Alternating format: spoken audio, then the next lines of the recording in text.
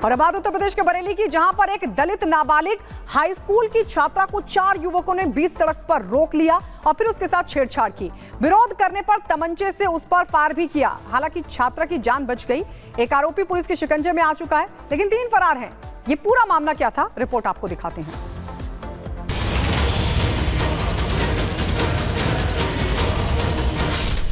UP के बरेली में एक दलित छात्रा से छेड़छाड़ का मामला सामने आया है। करीब 4 जिहादी दरिंदों ने बीच बाजार जन सेवा केंद्र से लौट रही छात्रा से छेड़छाड़ की कोशिश की। छात्रा के विरोध करने पर आरोपियों ने तमंचा निकालकर छात्रा पर फायर कर दिया। हालांकि छात्रा बाल बाल बच गई। वो उधर से आ रहा था लड़का, मैं इधर से जा रही थी, फिर एकदम मेरे सीने पे हाथ मार के और वो भाग गया। वो मैंने उसे गाली भी नहीं, तब तक भाग गया वो। उसके बाद में चमन सब वो लेकर आ गए। हाँ, शोर मचाया है। बाद में बिरयानी लेने के लिए, खाने के लिए आ रही थी, तो वहाँ पे मतलब बिरयानी लेने के बाद वापस जा रही थी, तो उसके जहाँ सामने बिल्डिंग वाले थे कुछ वहाँ के, तो उसके कुछ लड़के मतलब गुंडे हैं, मतलब बहुत बड़े वाले, तो उन्होंने मतलब उसके साथ मतलब छेड़छाड़ हरकतें करी थी, जो कि तीन लोग थे। जिसका नाम एक तो अरमान है और एक आमिर है और एक सलीम है, ये तीनों थे। और वो फिर मुझसे हम उससे बातचीत कर रहे थे सर, फिर वो तमंचा लेके आ गया। उसने खुले में गले पर हाथ वगैरह सब कुछ मारा था। छात्रा के साथ घटना की जानकारी होते ही हिंदू संगठन और भीम आर्मी के लोग थाने पहुंच गए और आरोपियों के खिलाफ मुकदमा दर्ज कराकर सख्त कार्रवाई की मांग की है। पुलिस ने भी इस मामले में चारों आरोपियों के खिलाफ मुकदमा दर्ज कर लिया है। आरोपियों का नाम आमिर, फैजान, अंटा उर्फ अरमान, सलीम है, जिसके खिलाफ पुलिस ने मामला दर्ज किया है। एक आरोपी को गिरफ्तार कर लिया गया है। हालांकि 3 आरोपी अभी भी फरार हैं। बहन बेटी किसी की हो, चाहे हिंदू की हो या मुसलमान की, इज्जत सबकी है, लेकिन जो उसने कृत्य किया है वो बहुत निंदनीय है और उसमें तीनों ही लोग गलत हैं। एक ने अगर किसी की बेटी अगर किसी की दुकान में जा रही है, उसको संरक्षण देना चाहिए, उसकी इज्जत बचानी चाहिए। उन्होंने उस लड़की को दरिंदों के हवाले करा और उसने उसे जान से मारने के लिए तमंचा निकाल लिया। तो मेरा तो यही है, प्रशासन से मैं ये निवेदन करूंगा, कठोर से कठोर कार्रवाई करें। थाना आंवला के अंतर्गत 4 व्यक्तियों के द्वारा एक युवती के साथ में बदतमीजी एवं छेड़खानी की घटना कारित की गई। इस घटना के उपरांत थाना आंवला में ही मुकदमा संख्या 434/24 धारा 74, धारा 352 अंतर्गत BNS, 7/8 पॉक्सो एक्ट व SC/ST एक्ट के अंतर्गत सुसंगत धाराओं में मुकदमा पंजीकृत किया गया है। उक्त अभियोग में जो 4 व्यक्ति नामित हैं, इनके विरुद्ध कठोरतम कार्रवाई की जाएगी।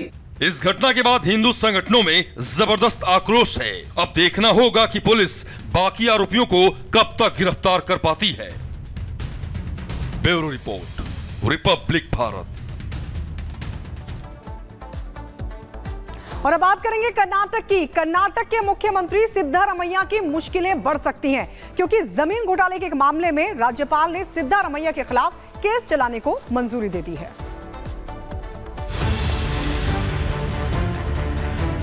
कर्नाटक में सीएम बदलने को लेकर छिड़े घमासान के बीच सीएम सिद्धारमैया पर 4000 करोड़ के घोटाले का आरोप लग गया है। बीजेपी ने कर्नाटक के सीएम पर 4000 करोड़ के जमीन घोटाले का आरोप लगाया है। कर्नाटक के राज्यपाल थावरचंद गहलोत ने इस मामले में सिद्धारमैया पर केस चलाने की अनुमति भी दे दी है। बीजेपी का आरोप है कि मूडा ने सीएम सिद्धारमैया की पत्नी पार्वती से सस्ती जमीन लेकर उन्हें प्राइम लोकेशन पर बेशकीमती जमीन आवंटित कर दी और ये सब कुछ मुख्यमंत्री की सहमति से हुआ। पार्वती जी को, जो कि धर्मपत्नी है सिद्धारमैया जी की, उनको 14 plot up market area Mysuru में दिया जा चुका है। अप मार्केट एरिया में 14 लैंड अलॉटमेंट्स हुए हैं और लगभग इसका आकलन जो वर्तमान में मीडिया और जो वहां के जानने वाले लोग हैं उन्होंने किया है, ये 3000 से 4000 करोड़ रुपए का घोटाला है। कर्नाटक में जमीन घोटाले की खबरों का सीएम सिद्धारमैया ने खंडन किया है। सीएम का कहना है कि उनकी पत्नी को उनके साले ने जमीन दी थी और 50-50 की नीति के मुताबिक उसके बदले वैकल्पिक जगह उपलब्ध कराई गई। उनका कहना है कि 50-50 वाली नीति बीजेपी सरकार ने ही बनाई थी। इसके बावजूद बीजेपी इस पूरे मुद्दे पर राजनीति कर रही है। बीजेपी ने सिद्धारमैया के इस बयान पर भी पलटवार किया है। एक दलित का जमीन को वो लिया एंड 92 में लेने के समय, उसके बाद हर समय सिद्धारमैया कॉन्स्टिट्यूशनल पोस्ट में थे। वो मंत्री थे, ओपोजिशन लीडर थे, अभी मुख्यमंत्री है।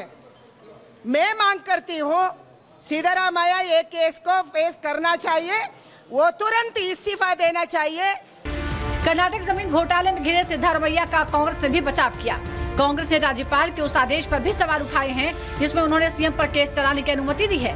कांग्रेस का आरोप है कि बीजेपी ने संवैधानिक पदों का भी राजनीतिकरण शुरू कर दिया है। जिस तरह से संवैधानिक पदों का राजनीतिकरण भारतीय जनता पार्टी जब से केंद्र सरकार में आई है तब से होता चला जा रहा है, हर बात पर संशय और प्रश्न चिन्ह लगता है। जब भी गवर्नर कुछ करता है एक बहुत बड़ा सवालिया निशान होता है। पूरा भरोसा है कि इस पर भी, इसमें है कुछ नहीं, हम सब जानते हैं, बिना बात के राजनीतिकरण करना ये गलत है। अब कांग्रेस सिद्धरामैया का चाहे कितना भी बचाव कर ले, लेकिन बीजेपी को अब कांग्रेस को घेरने का नया मौका मिल गया है। यही नहीं, राज्यपाल ने जांच के आदेश देकर बीजेपी को मजबूत भी कर दिया है। ऐसे में आने वाले दिनों में कर्नाटक में सियासी आरोप प्रत्यारोप और तेज हो सकते हैं। अब सिद्धरामैया को अपनी सरकार बचाने के लिए खुद को निर्दोष साबित करना होगा। अगर सिद्धरामैया ऐसा नहीं कर पाए तो उन्हें जेल भी जाना पड़ सकता है। Bureau report, Republic Bharat. और अब बात करेंगे बिहार के भाग